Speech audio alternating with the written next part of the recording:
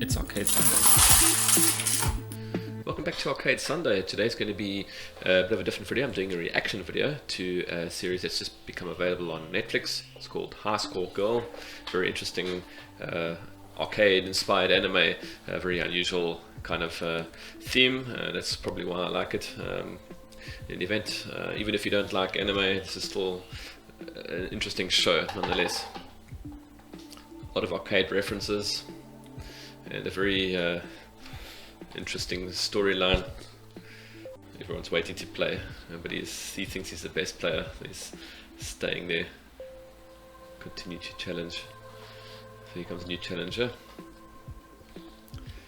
So now the main protagonist can't believe that the new challenger is a girl and she's from his class. And chooses Zangief. Lol. Yeah, very interesting show. I'm just going to skip ahead slightly. Okay, so basically saying 1991 was a major event. In fact, that's the year that Street Fighter 2 was released to the arcades in Japan, and then the rest of the world followed.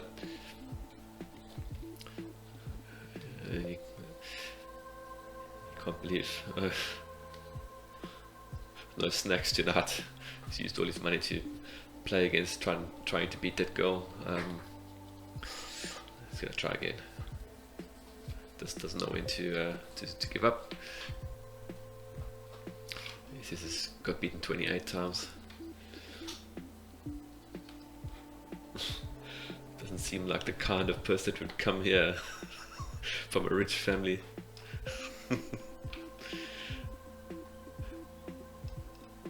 Complete opposite of me.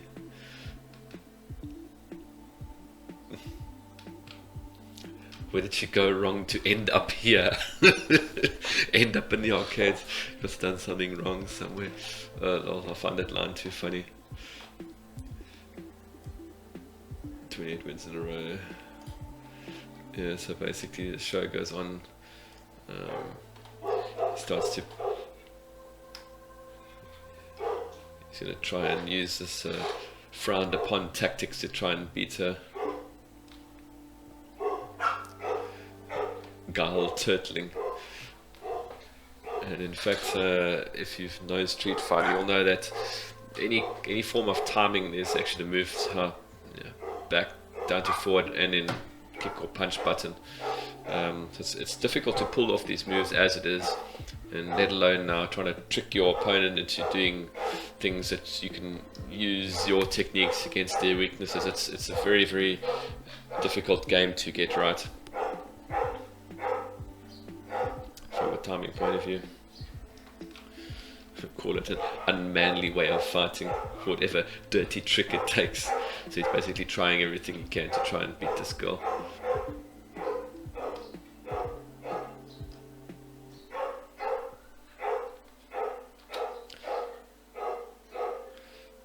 Okay, yeah, then he goes on to try to show off, and he's playing one-handedly now. He's like really being an idiot. And then he gets wiped out here anyway, so and then being clueless in every class. Home economics, this is all I have, and he's getting beaten at his own game basically. I think it's pretty funny. Yeah, now it's time to pick up both hands, I think, yeah.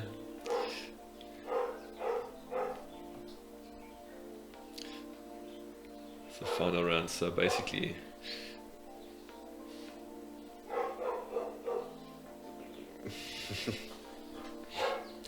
one fight. So now again he employs some frowned upon technique in order to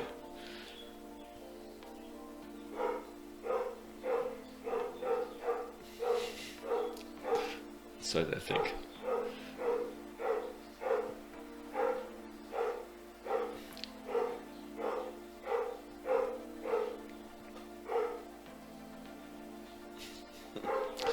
Throw jank, making your opponent block a weak attack, then using the window to throw them.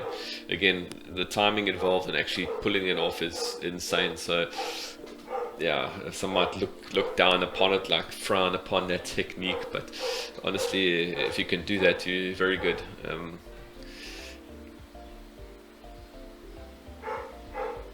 Nothing to fear. So you might have beat it in the game, but gotta love the Aero City cabinet there. I suppose it should be Astro City, the Sega cabinet, but what are you kids doing? Yeah, so then our fates have been intertwined. Too good. It's a bit of a school scene, and then I would like to go to the scene where there's this small, like a laundromat arcade somewhere. Yeah. Is it here?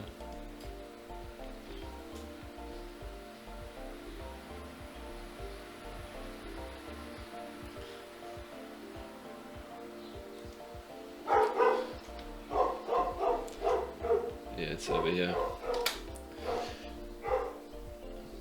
So he's going to rather go and play some Final Fight at the local small arcade. Ghosts and Goblins going to be all over in an instant. Lol. Ain't that the truth? And she's only got 50 years, so how many games do you want to play with only one coin? Like, so she starts playing Final Fight, and he reckons no, she's not playing very well. Once you give Ghosts and Goblins a try to show how good you are, like, I'd rather not play Ghosts and Goblins. Yeah, Ghosts and Goblins being one of the perceived most difficult game of all times. Again, this show really shows off how well the creators understand the arcade culture. It really shines through in the way this is animated and the kind of tips and hints they give away in the game. It's just great. And basically here as well, they give away another tip that I've never heard of, in fact, in Final Fight. That's why she's kicking him in the foot there, because he's messing up the technique. So there, if you drop into diamonds or gold bars, so she's doing a technique that it's basically a high score attempting at a high score. So she's going for high score and not going for distance game. When you push when you push jump or back or a different direction on a control, just after hitting the barrel, you get an item worth 10,000 points, but you won't get any of the normal items. So that's an interesting technique if you want to go for high score. Yeah, as I say, very interesting. That's why she was so angry when I carelessly destroyed that barrel. Yeah, absolutely. Look, this show is it's funny. It's also very interesting because of the arcade tie-ins. I'm going to carry on watching this show. I've just only watched this episode 1, but I do recommend that you go ahead and watch this if you have access to Netflix. It certainly is very interesting and pretty funny. Yeah, I apologize for the congested nose here. I've actually just tested positive for COVID-19, so I'm okay. I'm just getting over that now. So in the meantime, I'll just play some games and get better, I guess. So as always, I hope you enjoyed it, and have a great arcade gaming week. Arcade Sunday out.